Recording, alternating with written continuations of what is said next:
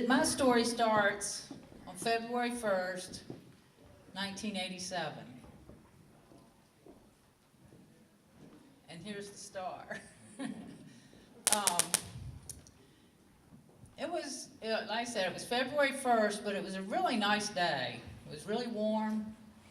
No school that day. The reason I remember that is because I had kept my niece. And I had taken her home. And on the way back, we saw, well, I should say, BJ saw his daddy's lowboy out on 11. And of course, he wanted to go, and I said no. We went on home. I had a little 4-month-old baby too, Becky. And when we got home, it was time for her to eat, so I get in the house and I was getting her bottle. And BJ said, well, can I stay out here and play in the sand? It was a nice day, February. We'd done been cooped up for a couple months that winter. And of course I said, yeah. So I went in and fed the baby, and when I walked back past the window, BJ wasn't at the sand pile. And I had laid Becky down. My older daughter was there, and I said, watch Becky, I gotta go find BJ. That was about 2 o'clock in the afternoon on February 1st. By about 3 o'clock, I think, I had started making calls. Had people helping me hunt BJ because I couldn't find him. Probably about 4 o'clock is when we called 911, and the rest they say is history. There was, overnight, we had over 350 people out there on the mountain hunting BJ. And I couldn't tell you how I survived the night. I don't know. I did. But I really don't remember a whole lot. I remember the dog. He had a dog with him. And the dog came home in the middle of the night, and I about lost it there, but we hung on. The next day, they had moved the search and rescue operations up to the church. We were in Mountain Valley, by the way. So they had moved it up to the social hall at the church because they were running out of room there in our little neck of the woods. So I guess it was probably just to give me something to do. It was Sheriff Weatherholtz at the time had said, do you want to go up and see what we're doing? See what we're doing to try to find this boy. And so I did. I went up, and they explained to me, you know, these people that were out here hunting had been hunting since the afternoon before, and it was probably, I'm guessing noon. I really don't know because I really lost track. But anyway, we went up to the church, and they were telling me, you know, that the news media wanted an interview. We had TV reporters from, of course, Channel 3, but also from Richmond and Roanoke, and I couldn't even tell you who I was there. I have no idea. But they told me if I did an interview, it might draw more interest and get more people to come out, you know, fresh hunters, I guess. And so I did, and if I remember right, my sister, Sheriff Weatherholtz had told my sister that when he pecked her on the shoulder, he was to drag me in.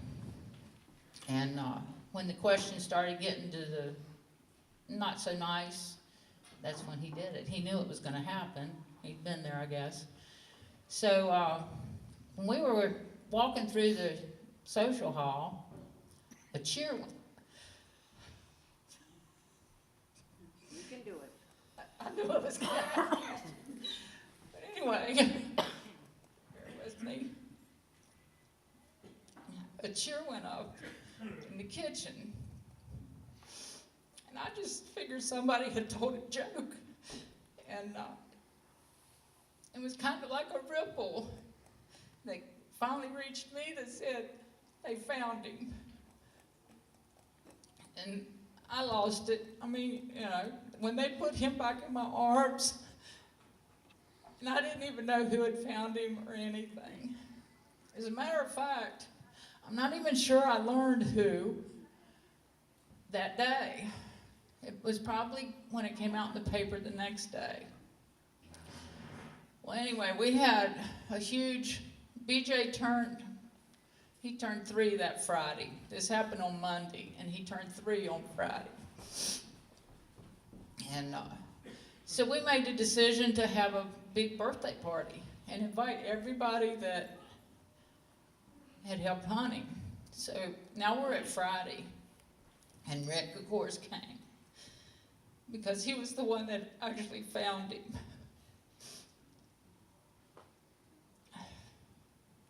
When we were at the birthday party, I got Rick's story, and what he told us was that he had got up that morning and heard on the news about this missing boy in Mountain Valley. Well, apparently he went to school with BJ's dad, and he told his dad. And like I said, I'm telling you what he told us. He said, I told my dad that I had to go find that boy. Do you want to go along? And he said, no, I can't stumble around on the mountain. So Rick, come on over. And he joined the organized search, and he wanted to take a group to the top of the mountain because something just kept telling him, go to the top. And the organized search wouldn't send a group to the top of the mountain. They didn't think a 3-year-old, or not quite, he wasn't quite 3, but close enough. They didn't think a 3-year-old could make it to the top. They never met BJ. So Rick, after going out on a couple sweeps, he didn't, they wouldn't let him go to the top, so he turned his radio in. He got in his Jeep and he went down to the KOA, and he parked. I don't think it was a KOA then, but that was the campground. He went down there and he parked, and he got out of his Jeep. He said when he got out of his Jeep, he heard an owl. And he said that he thought it was unusual because it was probably about noonish, maybe, when he heard this owl, and he thought it was kind of odd to hear an owl in the middle of the day.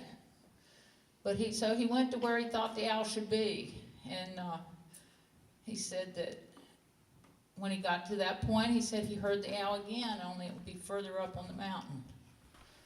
He kept following the owl. He kept following the owl. He said he was about 30 feet from the top of the mountain, and he stopped to listen, and he didn't hear the owl, but he heard BJ crying. And he said he walked over to him, and he said, you want to go home, boy? And he said BJ grabbed him around the neck.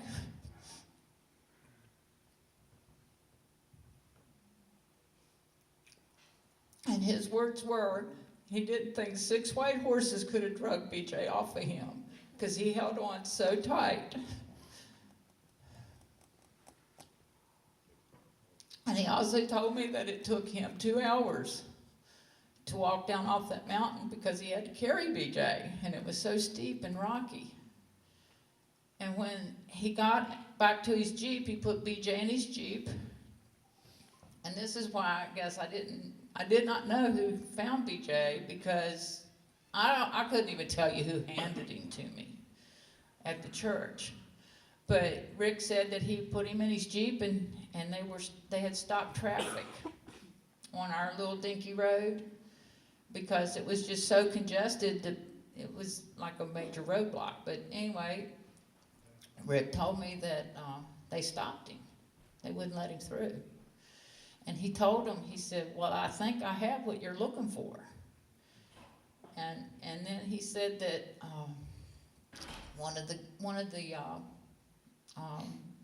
was a guy from one of the search and rescues that was out, grabbed him out of his Jeep and took him. And I guess what it comes down to, if the media would have had their way, I may not have known. Because they really wanted to take credit for it, but we all know. But y'all, I think it's important to me for everybody to know what kind of guy Rick was and what kind of angel the Lord got. Because he knew when he got up, he was going to find him. And 26 years later, it still gets to me every time I tell this story, and I have told it many, many times over the past 26 years.